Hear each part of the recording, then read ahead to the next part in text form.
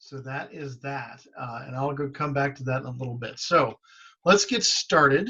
I hope everyone is here and excited to learn. So our title of our presentation is How to Use Zoom to Keep Your Scouting Program Going. And what I really want to reemphasize with this is there's sort of a Venn diagram going on here.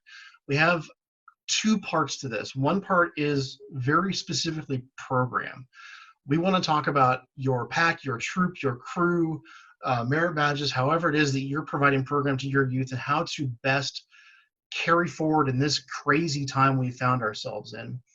The other part of this Venn diagram is the platform you choose to do that with. We have chosen Zoom. We have some experience behind that. The troop that I come from, we actually tested a couple other possibilities and came back to Zoom. And we'll talk about some of those options. I think Ian's going to talk about that a little bit, if I remember correctly. So there's this Venn diagram where, our recommendations for your program and our recommendations for technology and our tips and tricks kind of overlap. So that's why our title is what it is. My name is Mike Volz. I am committee chair and committee chair for Troops 162 and 5162. I've been doing roundtable breakouts for almost 5.5 years now. Been in Cub Scout Pack 685 for almost 6 years. So I hope that a lot of you know me, and I hope that when I bring you something like this, that you kind of take that as something that is worth listening to at the very least.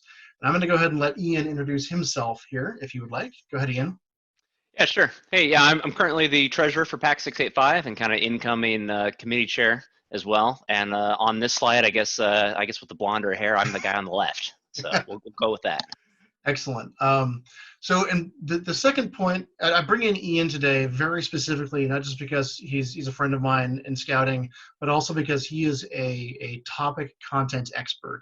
Ian's what you would call an IT professional. He has worked in the industry for a long time and has a lot of experience with a lot of these kinds of tools, and has been one of the driving forces behind the success that Pack 685 has had in this. So he's going to answer a lot of questions and give you a lot of ideas. My second bullet point here is really important.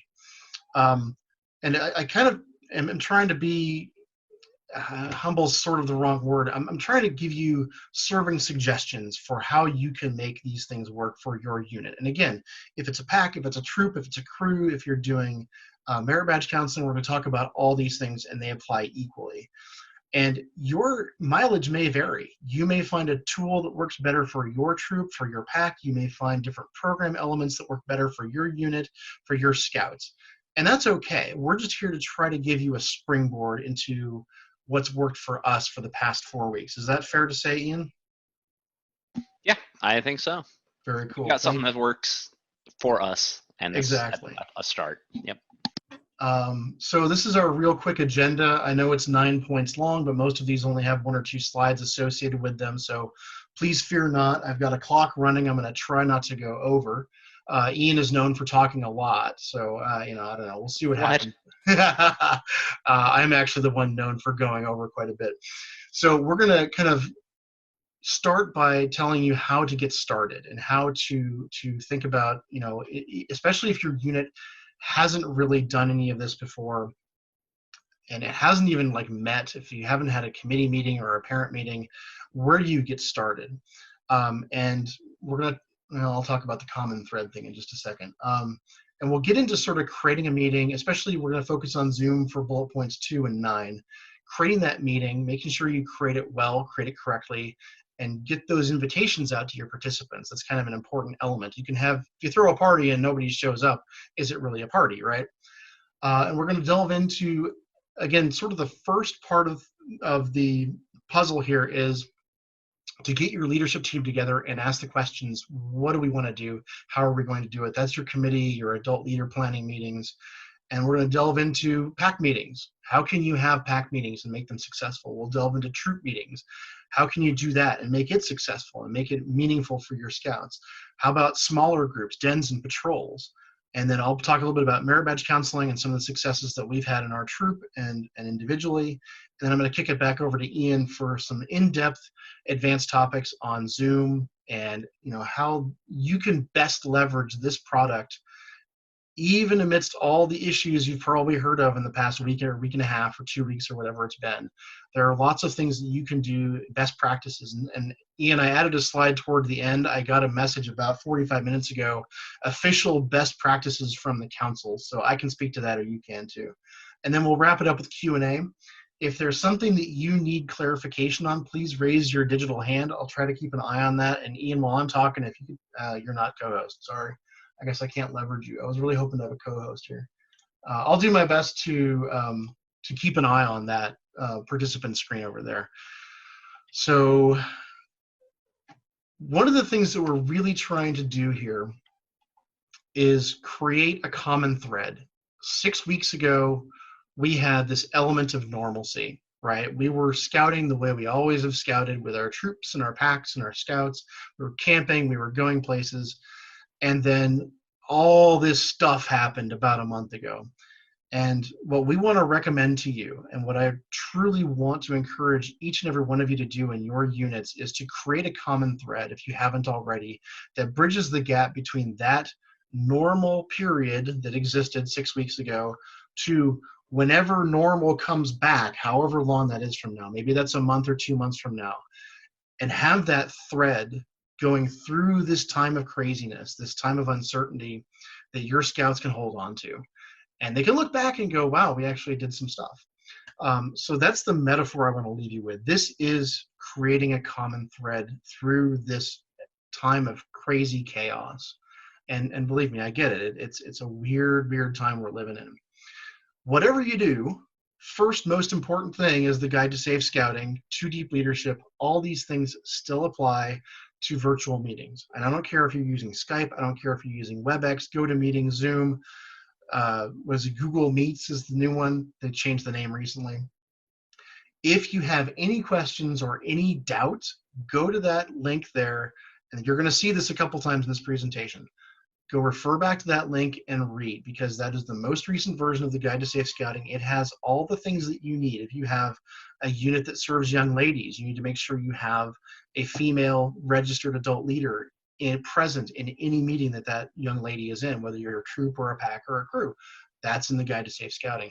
Know all those things. If you're not familiar, make sure you become familiar.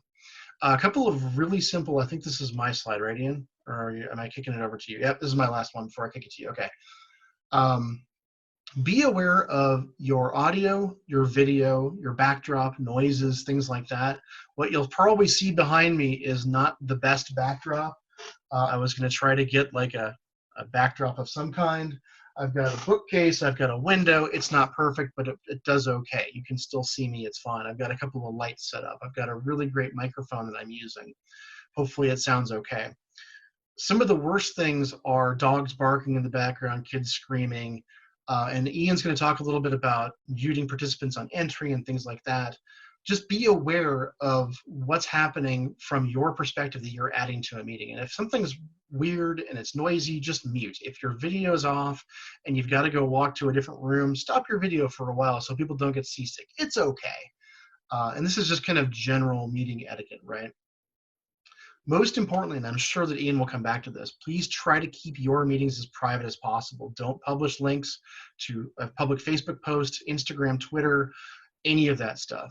Keep those links private. Again, I don't care if you're using Teams, if you're using Zoom, if you're using Meets, whatever it is, don't publish that. That's how you get into trouble with people getting in and trying and causing problems, because there are people out there in the world now that have nothing better to do, apparently, than crash meetings and cause problems. Get those invitations out via direct email, SMS text if that's your jam, or we've had a lot of good success at our troop with using Scoutbook, because then if the youth members are bolted in and they have an email address, they get the invitation directly. So that's good. In spite of all that, in spite of the fact that you're trying to keep your meeting private, please consider it public. You could have grandma in the background listening. You could have somebody hijack your Wi-Fi listening in. It's possible. And the reason I say this is just keep those personal, private details personal and private. No last names, maybe. It's okay to have youth on screen doing a thing, telling jokes, stuff like that. Just keep it to the point where as if you were in a public park having a meeting. You just never know who's watching. And part of that is that one of the limitations of Zoom is it's not end-to-end encrypted. So there are a lot of people that have some trouble with that. The easiest way to deal with that is just not have public stuff go over the airwaves. And most importantly, when we start talking about program, really try to manage your expectations. There are things that we do as packs, as troops, as crews that we're not going to be able to do in this environment. Some things are just not going to work. I've got a great example I'll share with you later. With that, I'm going to kick it over to Ian for the next set. Go ahead, Ian. Sounds good. Yeah, so I'm going to be talking about Zoom kind of specifically here, but do recognize that like it's not the only game in town, right? That said, if you have a tool that you're kind of promoting within your unit, you want to be mindful, right, of the fact that like this is a big change for a lot of folks. You know, as Mike kind of mentioned, you know, like yeah, I like my background is working in IT and I work for a global company, and we use tools like this every single day. It's just how work is done, right? But for a lot of folks, this is like maybe the first time that they've ever used one of these tools. So that's a big barrier to entry just from the get-go, right? And so, yes, there are a lot of different tools out there, but maybe once you've looked at some options, like just pick one and stick with it for a while. You can always imagine, like in the future, that you know once people are used to this idea that they show up to meetings and they log in and they have a microphone and they know about a mute button. You know, once people are used to that kind of stuff, yeah, you can always switch tools in the future. Tools are just tools, right? But you want to be mindful again of the fact that like this is a lot of change for everybody at once, especially because Scouts is not the only thing in their life that is doing a lot of this stuff right now too. So like I said, there are lots of different options. Zoom has become quite popular. It's really exploded in popularity, and part of that was it's very low barrier to entry, which meant you didn't have to have, you know, like a Google account or a Microsoft account, or you didn't have to be a corporate customer or something. All you need was just like, hey, it's on Zoom and here's the meeting ID and I can join, which of course is where, you know, some of the issues came up with, you know, people sort of, you know, joining meetings because they were being set up in a way that was kind of open to anybody and everybody. But generally speaking, it's very easy to join Zoom meetings and they work pretty well. And that's why we've used it for our pack, and we've kind of gone from there. The actual just joining a meeting, you don't even need a Zoom account. However, if you do get a Zoom account, and you can start out with a free one, and there is a paid level as well. Once you have an account, then you can actually set up your own meetings, right? You can actually, you know, start a meeting at a certain time, and there are some limitations when you have the free account versus the paid account. And so, in fact, what we've done for our pack is just we have a pack account that is paid. That's the one that kind of runs all the regular meetings. And then we got a bunch of folks that are just have the free accounts that can kind of set up stuff ad hoc as needed. You know, at the end of the day, Zoom does work remarkably well, despite the fact that it's like increased by like 100x, you know, in the span of like a few weeks, which is kind of astonishing. To be honest, I'm kind of surprised that the internet just in general works as well as it does when we've been as a global populace using the internet more than ever. But things really have worked well enough that we've continued with this. So even as a pack, we will probably continue using Zoom. But yeah, there are a lot of tools out there. We'll probably go to the next slide. So, you know, when it comes to scheduling, it's fairly straightforward. So, you know, again, if you had a unit where you kind of said, okay, you know, one of our accounts is like the main account, then you want to make sure that's the one that's, you know, setting up these meetings, doing the scheduling. And when you schedule a meeting, there's a bunch of options you can set, and I will kind of cover that in a bit. But basically, once you have a meeting scheduled in Zoom, then it's really as simple as just sending a link out to people to say, hey, join our meeting, just like what we did for this one, right? Go ahead and move to the next slide. But here's actually where I would say the most important thing is meetings can go off the rails quickly, right? And one of the ways to keep meetings from going off the rails is to just make sure that things are kind of set up right from the beginning. So there's a couple things that I kind of keep in mind. And again, these are sort of like Zoom specific options, but like the things still apply, which is, you know, when you first create a meeting, you know, make sure there is a password. So you don't just have random people joining. When you do send out the links to folks, usually that includes the password already. So it's still pretty much easy for people to join, like if they get an invite, you know, in their email from you. But just know that you should have passwords so you don't have random people on the internet just like randomly joining any of these kinds of meetings. You want to also make sure that people can connect via their computer audio or via just regular telephone, right? You can still have a, like if you have a computer with no mic and video, you can still join the meeting, right? You just call in from your regular telephone to get that audio. So that's still a possibility. The other thing I've noticed that's helpful is that if you allow people to join before the host does, that means that, like, hey, if the host doesn't show up until 7 o'clock, people can still join at like 6:50 and just, you know, make sure their audio and whatnot works. But the most important feature of all time, ever, is muting the participants on entry. You should just assume that people have their audio settings completely screwed up and there are screaming dogs and screaming children in the background. So by muting everybody on entry, it means that, like, don't have to worry about it. We can still unmute you later. You can still talk, but at least it's, you know, on entry is super important because, again, this stuff's coming up. People may not even know where the mute button is, right? It just keeps it all calmer. Once the meeting is running, it's not a bad idea to open up with, like, hey, everybody, which, by the way, everybody includes a bunch of kids that have probably never joined the meetings like this, you know, prior to like this week.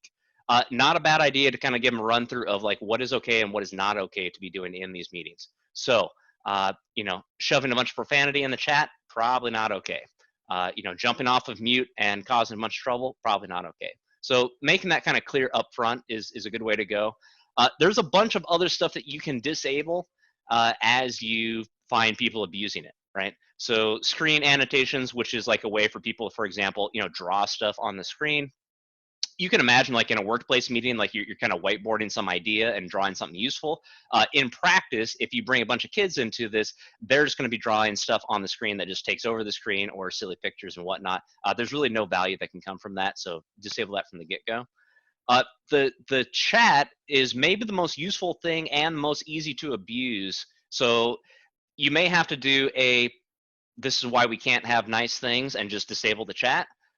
Or as we found, at least at the pack level, where a lot of the kids are joining and they have parents with them, that chat is super useful because we use it as a way to, for example, say, hey, you know, which breakout room do you want to go to? Are you a wolf or a tiger or whatnot? But if the chat gets out of control, then you can just shut that down and say, well, we're not doing that tonight. The other thing I would say for these meetings is that it's really helpful if you have a, think of it as a pair program here, somebody who's the host. There's a bunch of stuff in these meetings that only the host can do. The host can, you know, mute everybody, unmute everybody, send people to breakout rooms and such. That's a lot of clicking. And if you're also trying to drive a presentation and be clicking at the same time, that's a tough thing. And we found it best if you can have somebody who's kind of the MC talking and somebody else who's kind of running the host duties, that helps out a lot. It's kind of like, you know, running a meeting where someone's like taking the notes so that like the leader can kind of focus on leading the meeting. Same kind of thing here for meetings like this. Well, not Also, to interject really quickly, but what we found is the only person who can create a breakout room and send that any person to breakout rooms is the host, right, Ian? yeah, that seems to be a limitation. So choose your Now, host wisely is the main right, thing. and there is definitely a co-host feature, which somehow we don't have in this particular session that we're doing right now. But a co-host can mute, unmute, and disable chat and all that kind of stuff. So, but yeah, like you say, be very careful about who you select as your host. Yeah.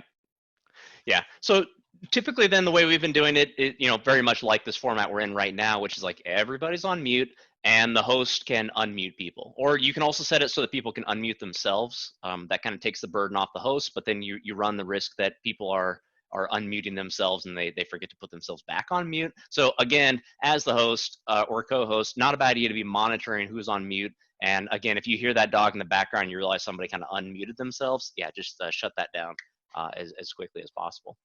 And again, the nice thing about chat, if it's available, is that if people are having troubles, then they can throw that in the chat, right?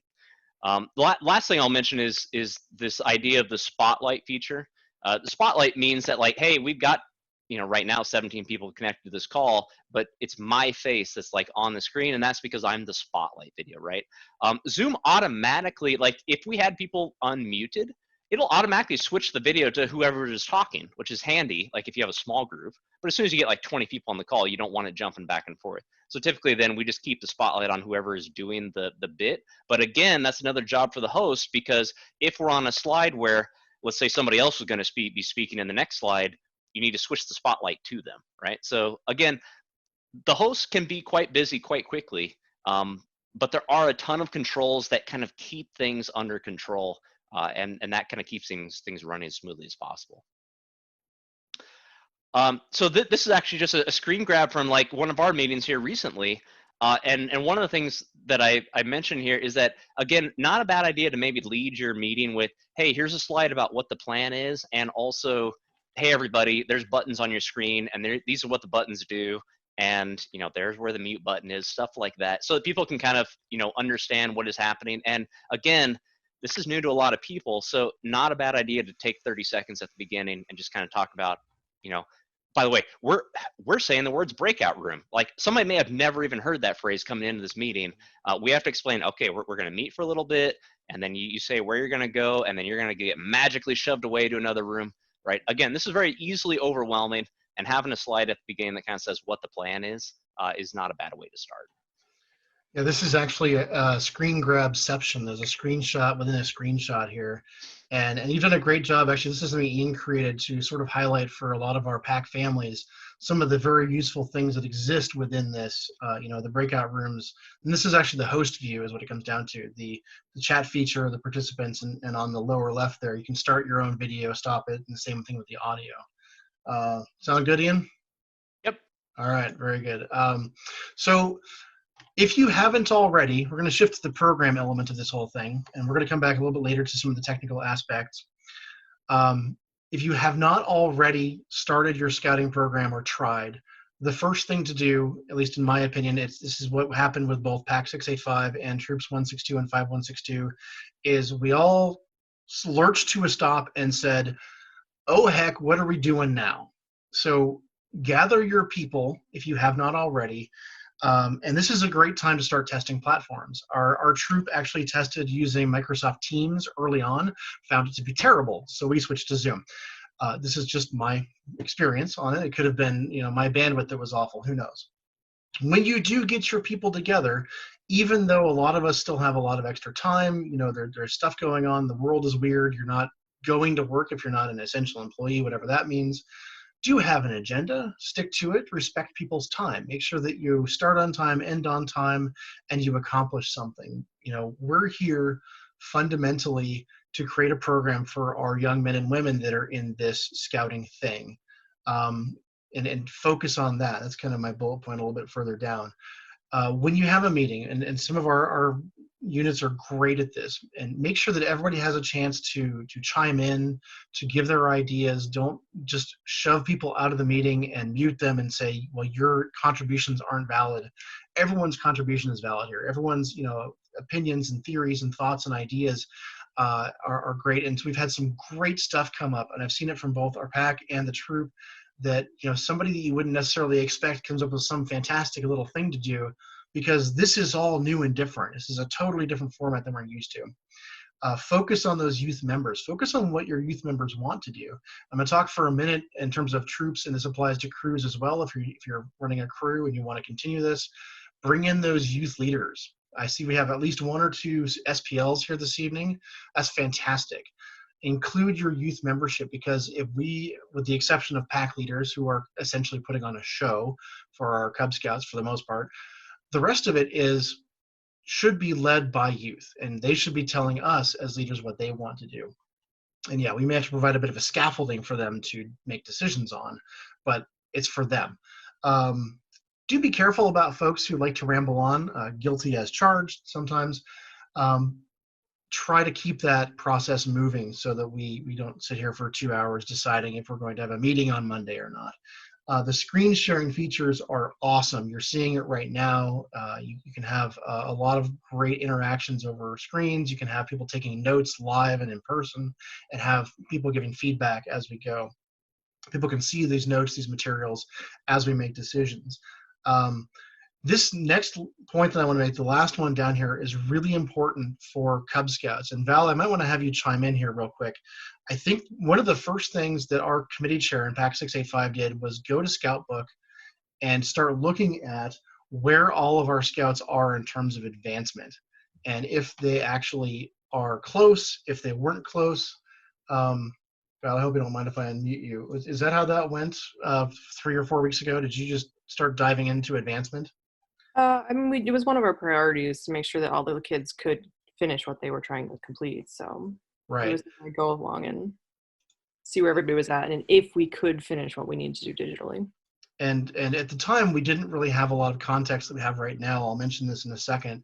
But our Cub Scouts are on this kind of a conveyor belt, right? They have, in theory, something like 12 months from June 1st to June 1st to complete their rank advancement. And it's a really important thing to go look at where your Cub Scouts are, if they're able to make their advancement, or if there's something you're going to need to do to allow for a 3 mile hike for Weebelow's walkabout or something like that. And then start asking questions, how do we make that happen in this world that we live in now?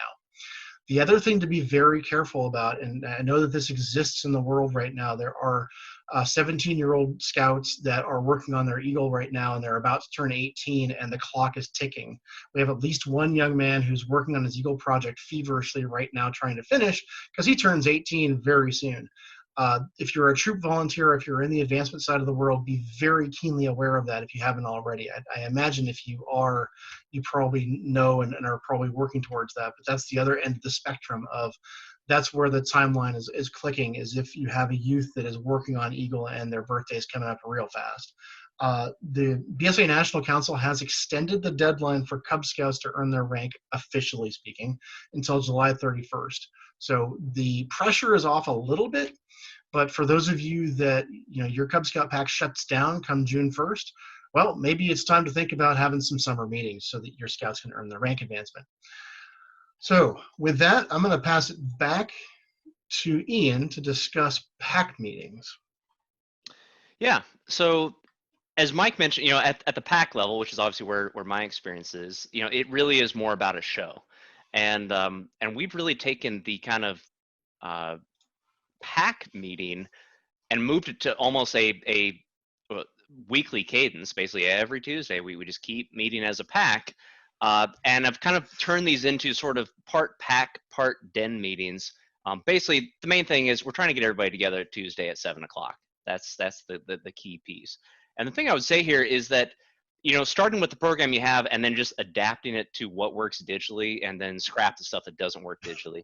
And of course you'll find then, like, well, all of a sudden your program's got a bunch of holes in it because you just cut a bunch of things that just don't work when everybody's calling in from home.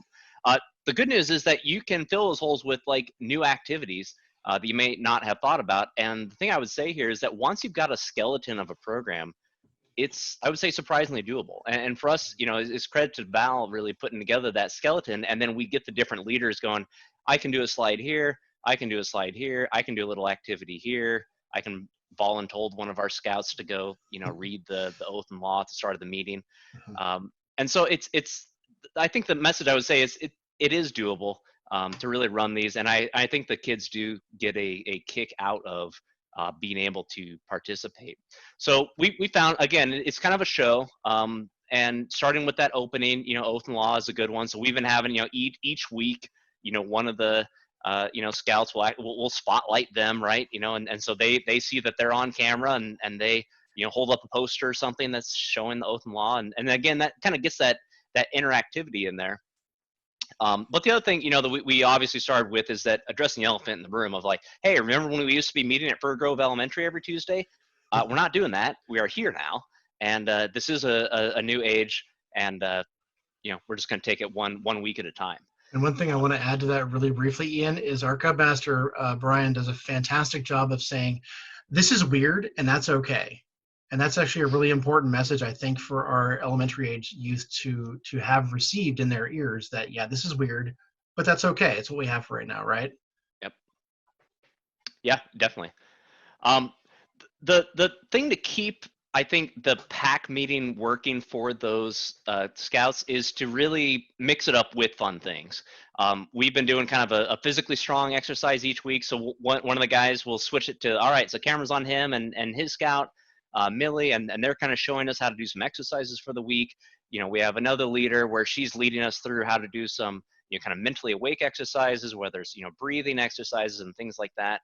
We have a quick segment where, the scouts are reading jokes Although, jokes are tough because the best jokes are when you hear the laughter, and if everyone's on mute, then obviously you can't hear a lot of laughter. We did, by the way, experiment with what happens if we take everybody off mute while someone's telling a joke, and it is a nightmare of feedback loops, and so unfortunately we have to cut that off. So it's tough telling jokes, but kids like doing it because, again, they like the spotlight being on them for just 30 seconds while they tell us a couple knock jokes, and again, that kind of keeps the kids engaged because that's kind of, I think, what I'll get to here is the more interactive you can make it, the better, and keep it quick. I mean, like as soon as you've gone through a few slides, you're losing the 6-year-olds real fast. And then what we've done is this kind of breakout room idea is then we break them into their den. So we said, all right, we're gonna have a room for the tigers, a room for the lions, or consolidate as it makes sense. And once they do, then they're in a smaller group. People can actually get off of mute. They can actually see the other videos, because typically we keep the spotlight on the speaker the whole time, so people aren't so distracted with what's going on. But once they're in that smaller group, they can kind of actually chat together and start, sharing as a den and really seeing each other as a den. So that's worked out pretty well. And obviously dens can still meet separately. Back to the, hey, you can always create a free account and start meetings on your own. But we've kind of found it useful to sort of tack on these den meetings at the end of this pack program each week. And again, we're trying not to keep it too long, right? 20 minutes or so is about enough material, and then the kids are already bored. So that's it for me on this one.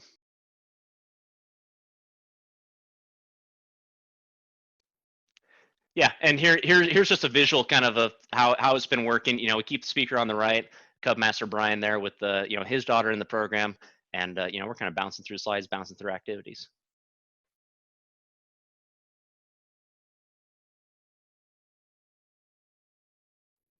And Mike, it would help if you were off the mute.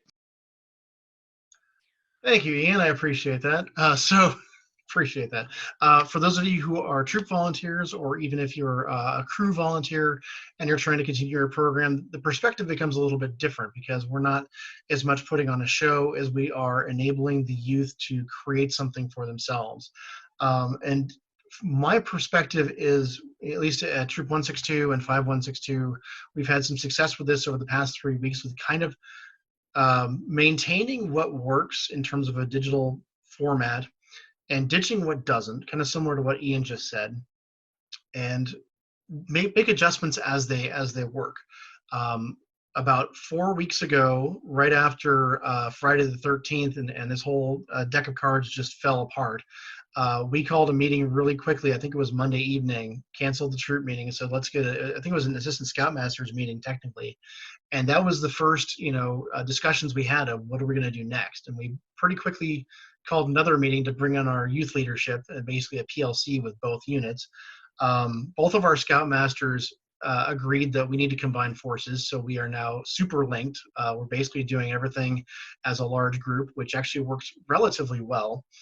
And we've just tried things. We have an opening with the pledge, the oath, the law. A lot of our troops do the outdoor code, and I would recommend doing exactly that. Similar to what Ian just said for the packs, maybe have a scout, whether it's your senior patrol leader or somebody else volunteer, just to lead the troop in the pledge, the oath, the law, and then go into something else. And remember, this is supposed to be youth-led. Let's make sure that our scouts are getting something out of it, that they're sort of creating a path that they want to walk, and they may have a hard time understanding what's plausible and feasible in this kind of a format. So that's kind of where we come in terms of, okay, here are the boundaries, what do you want to do with that, and here are some possibilities. This is not the time to throw your youth just out with the bathwater and we're wondering, just let them figure it out. Well, we need to kind of help them with this, in my opinion at least, and some success we've had with giving them a scaffolding. Okay, the other thing that we've had some really good success with is just fun activities for the sake of having fun. And a hat tip to Dave Hardman. I think he's the one that came up with this idea of, because it takes me a while to set up breakout rooms, and it takes Ian a while to set up breakout rooms and make sure that people are sorted the way they want to. It took me a while this evening with all the folks that wanted to go to the general Q&A, right? So there needs to be a time buffer, because the oath, the law, and the pledge don't take very long, right? So we had this thing that came up about 2 weeks ago of, well, let's do a scavenger hunt. And the first one they did was, well, go find me an image of our founding father. And some people came back with a history book. Some people came back with a quarter. Some people came back with all kinds of different stuff. And then they had a bunch of different things. Go bring me your pet.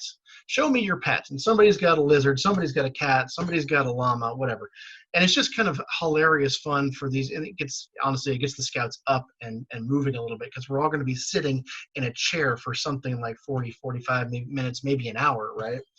Just do something, or maybe talk about something. One meeting, we had the Scoutmaster minutes up front. And I got to say, our two Scoutmasters have had some very poignant and excellent thought-provoking things to say that really sent me away from a meeting going, wow, that's totally true about this essence of this element that we're in right now, and this world that we're living through. But think about fun things you can do. There are games you can play. Scavenger hunt's a good idea. There are online games that you can actually leverage if you wish. And what we have done is not patrol meetings. We decided that essentially we knew early on that we weren't going to go camping for a while. So we basically said, well, if we're not going camping, the only reason our patrols really get together to meet is to plan their menus and who's going to bring a tent and all that sort of thing. I think our breakout room's just quit. If y'all want to go back to the breakout room, let me know, because I think your breakout room just expired. Anyway, so we had essentially no reason to have patrol meetings. So instead we decided, let's focus on some advancement stuff. So we created a group for Trail to First Class for our youngest scouts that need that time and that energy. And we have a fantastic troop guide. Older scouts can help out with, knots can be done over here. Show me your square knot, show me your sheet bend, show me your 2 half hitches, show me your bowline. A lot of these things can be done over this virtual platform. Some things can't. It's harder to do, something like first aid as an example. So we're offering those advancement opportunities. And we also decided for the other scouts that we were going to try to start some new merit badges. So we chose 3 merit badges that lend themselves to being done online, and we have those as breakout rooms as well. And it's actually worked pretty well. We tend to have 40-minute breakouts, and then we come back together and have a closing. And that opening closing in common is something that we've done as a linked troop for a year and a little bit. So it's familiar to all of our scouts, and it makes sense. And then we also often end with one or both of our Scoutmasters saying something usually relatively profound as a Scoutmaster's minute. And we've also every month gotten back together after the troop meeting and ask the question, usually it's a day or 2, maybe 3 days later, and ask the question of ourselves, how did it go? How can we improve that? What do we need to do differently? That feedback loop is extraordinarily important. Again, this is youth-led. So this is not how you need to do your troop meetings. This is just something that's worked really well for us, with kind of creating some spaces for all of our scouts that are in different levels of their scouting trail, different places on that trail, to do something productive. I have an Eagle Scout that I'm working with right now, and 6 or 7 other scouts working on digital technology merit badge.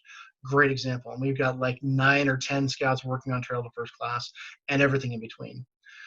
It is very possible, as Ian mentioned, to have den meetings if there's a need for that advancement. Again, refer to the Guide to Safe Scouting. 2 Deep Leadership is not optional. If you have young ladies in your program as youth members, you need that adult female registered leader to be in whatever element, room, breakout room that person is in.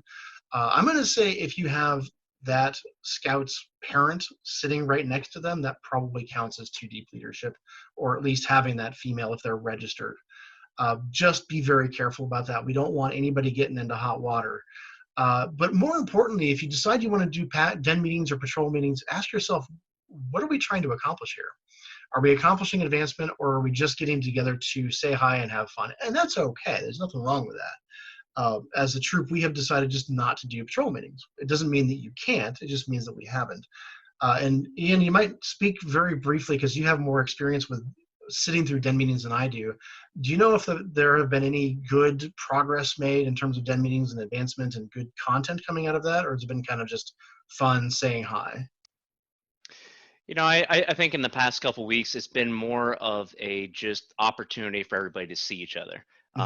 And just kind of general check-in.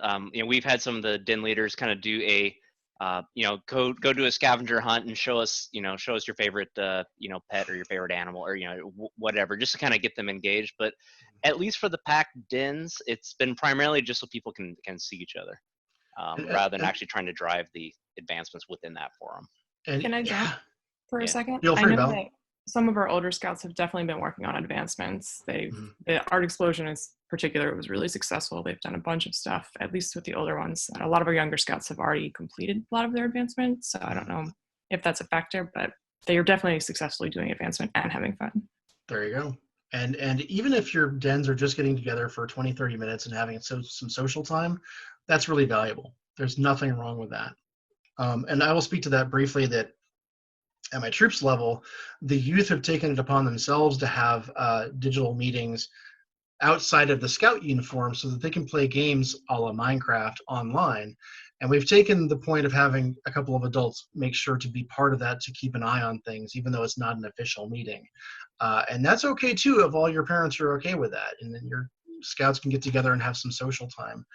They're not seeing each other at all at school in scout meetings, and this is a great way to sort of backstop that and give them a chance to reconnect. For those of you who are merit badge counselors, whether you serve the entire district or if you're just serving your troop, you can continue to do this over these platforms. Again, Guide to Safe Scouting, True Deep Leadership, very important. I'm sure you're all aware of that. Just refer back to that when you're thinking about how you're going to set up these meetings and who you're going to have in the meeting and who's going to be where. If you're already working with scouts on an individual basis on merit badges, there's nothing wrong with, of course, setting up a meeting, whether it's Zoom, Skype, or something else, with a scout and continuing on. Some of these are going to be harder to accomplish. Demonstrate can usually be done over a video chat, but if it requires physical contact or close quarters, as a lot of the merit badges I've listed down here at the bottom, it's probably not going to work very well.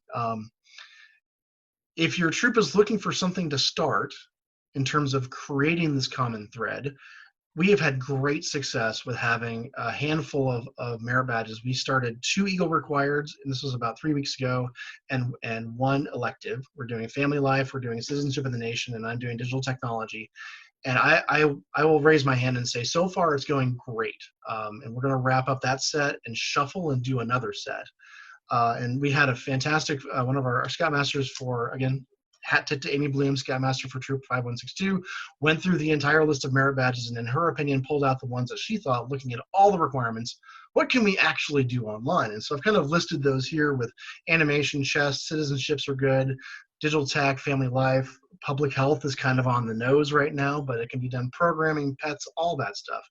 And council is also offering some of these through Zoom. You can register for those. My oldest sat through coin collecting. I think that was about 3 weeks ago. And I will say that I think council learned a lot about how to use this tool during that one initial, probably some of the follow-up ones. My youngest did the Pets Merit Badge through them. The coin collecting merit badge had like 228 scouts from all over the country in that meeting. It was wild, but they got through it in an hour, and they walked through the requirements and basically gave the scouts homework and went on.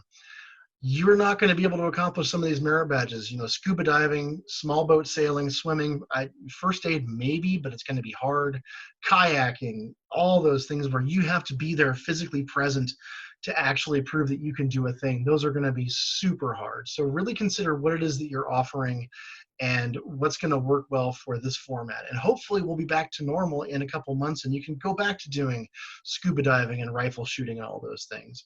And one of the things that's really important to remember is we do not have the ability right now to use blue cards. You just can't. You can't have the Scoutmaster sign it. It's just not really very possible. Our troop has gone to a sort of a twofold thing. We have a Google Sheets shared form where we're tracking the ones that we're doing as a group. And we have the requirements in each row, and each of the scouts is a column, and we're tracking that as we go along with attendance. And it's working pretty well. And then that feeds into Scoutbook. And we've had some really good effective use of Scoutbook by having those scouts that are working on those merit badges connected with those youth as merit badge counselors. I wasn't aware this was possible until about 3 weeks ago when Mr. Crossman showed me this and said, we can actually do this. Just recognize that your Scoutmasters really should be in the loop on which Scouts are working on which merit badges and have that approval process. Okay, with that, I'm going to kick it back to Ian for some advanced topics. Sure.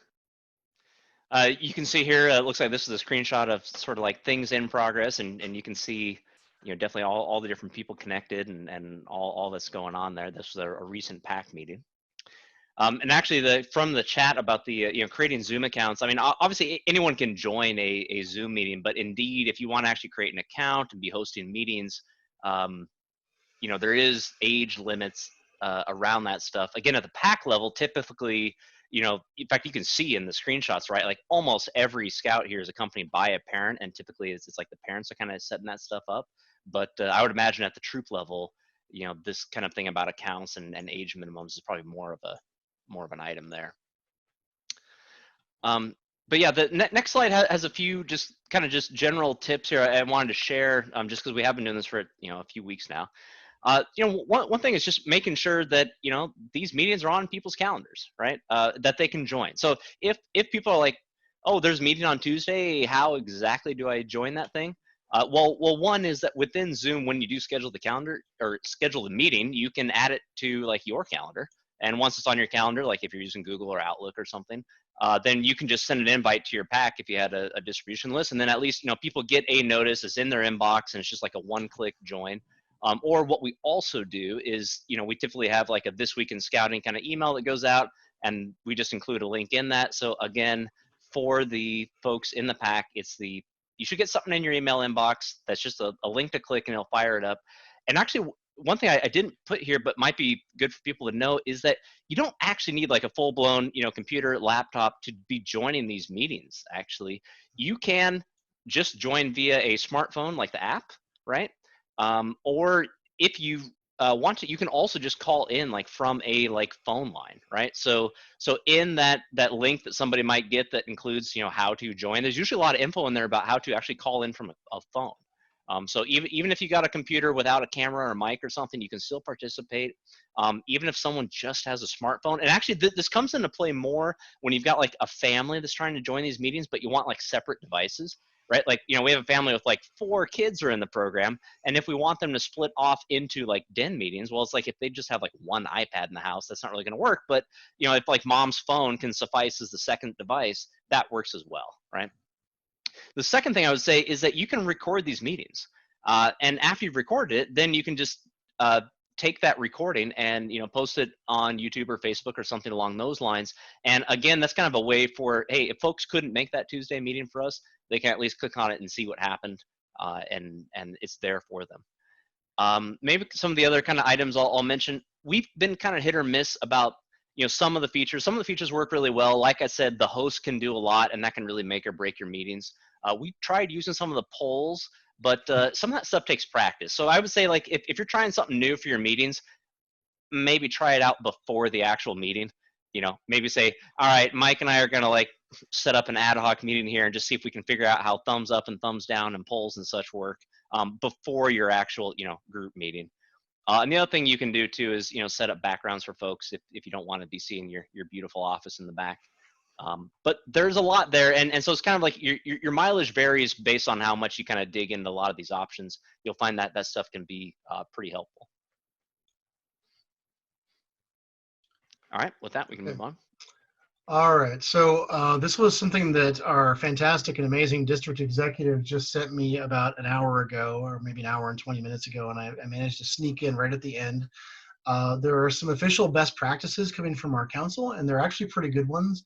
And as Ian already mentioned, you really want to require a password for your meeting. That's very easy to do. It's a click box, and the tool creates your password for you randomly. And you can also send a link to everyone that includes the meeting ID and the password. Again, don't let that get out into the wide world so everyone has that, because then everyone has your password. The tool, Zoom itself, allows you to have sort of a personal meeting, and they call it the personal meeting ID thing. Don't use that because that's a static number.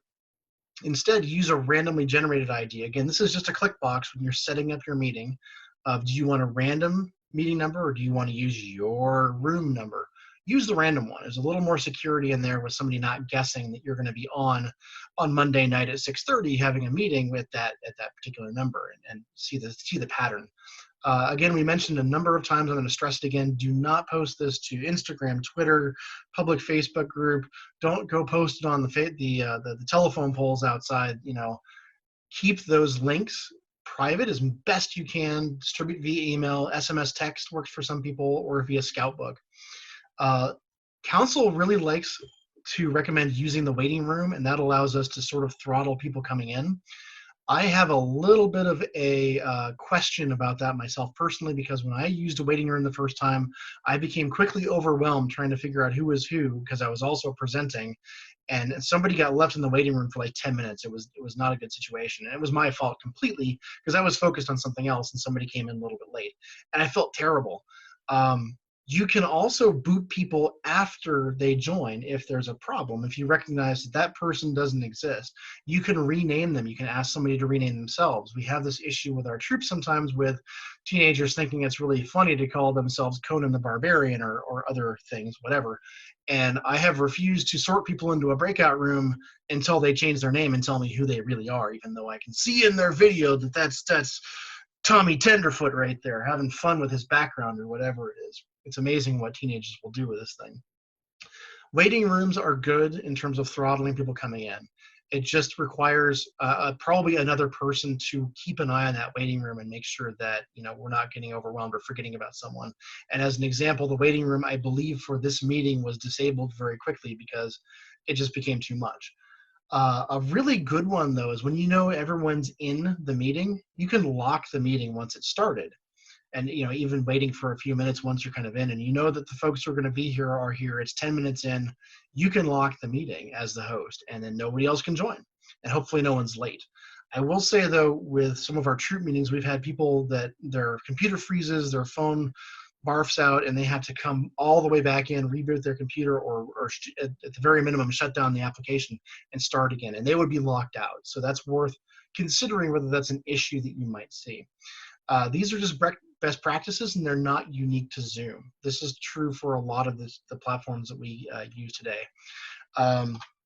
So with that, I want to do a quick summary, and we'll open it up for Q&A. I'm going to get crazy and unmute everybody, I think, unless it gets wild. Again, try to create that common thread of scouting between one level of normal and the next normal, whatever it is. Create that common thread. And I wanted to quote our senior patrol leader. I forgot to do this earlier. When we were having our first PLC after all this happened on Friday the 13th, and we asked our senior patrol leaders, do you want to do this? And a young gentleman is the senior patrol leader for our boys troop, and he's a very reserved fellow. He's kind of soft-spoken, and he was very thoughtful. He thought about it for a second. He said, well, yeah, of course, because if I don't see my scouting friends for the next 2 or 3 months, I'm going to be really sad. This is going to be something I look forward to on a weekly basis. And I had never thought of that. Us as adults, we can call up whoever we want to and talk to our friends and our family. But for a lot of our youth, especially the younger teenagers, they don't necessarily have that vector to just open up at will. And this can be a huge social thing for them and our Cub Scouts too. It is really neat. And Ian could speak to this if he wants to, seeing the Scouts in their breakout rooms. Hi, Sally. Hi, whatever.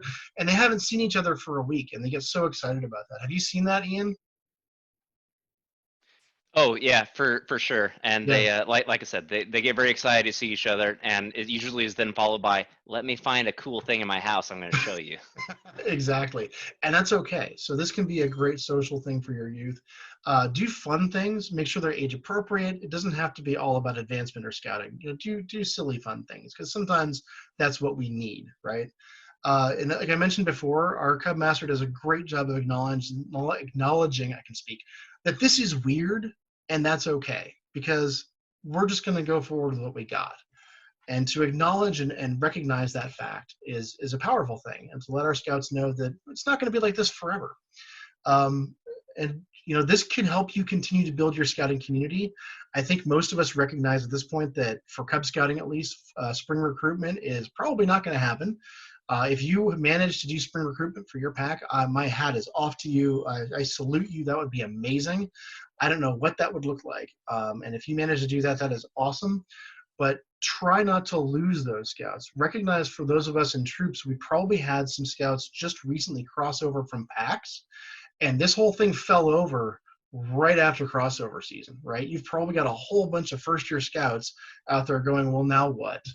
If they don't have a program running for them right now. So start that program back up so that they can continue scouting and rebuild that interest. And one more thing, and Ian, you can speak to this very briefly too. Both the troop and the pack, we've had a few of our families that we're a little bit concerned about, and we're keeping an eye on whether or not they show up for meetings, if they're there, if they have connection issues. And that can tell us a lot in terms of sort of a humanitarian thing. Is, are they doing okay? Do they need help? That's something I know that we've done at the pack, right, Ian? Yeah, definitely. And kind of check, I mean, we haven't been taking strict attendance or anything, but you know, again, we have a forum to connect, and definitely a way to keep in touch with the rest of the folks in the pack. Yeah, and it kind of comes down to who do you expect to see and who was missing, and that's again where those follow-up meetings come in really handy to say, well, who wasn't there, and has anybody seen them? Before we go to the Q&A, I've got a few comments I want to read from the chat if anybody hasn't seen them. James Hunter has some great comments about how youth can't have Zoom accounts. You're absolutely correct, and that's why we need to have the adults create the account and enable the youth to be there. That's okay. And Lita wanted me to mention digital den meetings from the council are happening. They're, I've heard, great. I know Ian and Valerie attended at least the first one or two, and if that's the kind of thing that gets you going and gets your program springboarded, great, right, Ian? Yeah, we've been doing both. We've been doing our typical pack stuff on Tuesday, and then they have the council den meetings on Wednesday. So yeah, and nothing wrong with leveraging what they've got going on over there. John Dell Hines is saying his older son's participating in Citizenship of the World, which is fantastic. Last email moving to Google Classroom platform, and Google has a platform, and it works too. If Zoom is not your jam, I think it's Google Meets now is what it's working, and Google Classroom is something that our Beaverton School District is. No, Beaverton School is using Zoom. It's Hillsborough is using Google Classroom. So I think that covers most of the comments. Why don't I open it up? Let's get crazy. Let's unmute everybody, see what happens. If it gets wild. So before everyone starts piping in, a few things I want to share with you. So the Scouts BSA merit badge classes, the one thing that we're shifting gears. So because all our kids are headed back to school this week, they made the decision to sort of quiet down the merit badges this last week, but they're going to start bringing them up online and going through the Google Classroom. And part of that is they realized when you've got 300 scouts attending a merit badge class, it's overwhelming to the merit badge counselors. So you'll start seeing more of those kinds of meetings being smaller numbers. And they're even talking about making it as much as, you know, like if we get 100 people interested in coming to this merit badge, but only 50 of them are CPC people, the CPC people get primary. So they're going to be sort of narrowing down that. The other thing that the council office is putting together is a patrol leader council 4-week class. So if you have scouts that don't have a lot of experience about patrol leader councils and want to learn more, or maybe you have some really new scouts or like not quite fully tendered scouts that want to have an experience to see what that's about, we're holding classes to, you know, expand that training. Speaking of spring recruiting, I actually am spring recruiting. I don't doubt it. we're trying to recruit in a very different way. So if you're a unit, you know, I don't worry about 685. I don't worry about 383. There's a lot of units that I don't worry about because you guys are having a strong program. If you're a pack that hasn't really started meeting yet, please take advantage of the digital den meetings. At least do something. We also have something called Scout Now, where you can register, and it has all these little online, they're not online, they're like printable sheets. There's like a 30-day challenge for lions, tigers, bears, wolves, the whole shebang. And the nice thing about that is you can share it with friends. They don't have to register to use Scout Now. they can start scouting for free right now. You know, they won't be registered, they won't get their recognition, but they can come and test out scouting without fully buying in. So if you have someone who's on the fence about scouting and is bored at home, you know, give me a ring, I'll connect you. I'll have that in the link for Scout Now. I'm like making notes for my next newsletter. Because they can register and they can literally just start. We're also developing a 10-week program. So those families that want, you know, more structure, we're giving them that structure. So they can explore it before they fully buy in, because right now we're all virtually scouting. And so, you know, we're trying really hard at the council office to give you guys as many tools as possible to make scouting relevant for your families and your friends. Thank you. So what I'm going to do is I'm going to add, and I will promise to each of you again that I'm going to try to send out an email as soon as I can that includes a pointer to a location where you can download all of these slides as well as a handout. The one that I added this month is the online meeting etiquette from Scoutmaster Amy Bloom. She did a great job with that, and I just wanted to share it with you. I'm also going to post this link in the chat. So if you want to go ahead and grab that Google Drive link now, please feel free to copy and paste and send it wherever you want to. And with that, I'm going to go ahead and I think I'm going to stop sharing.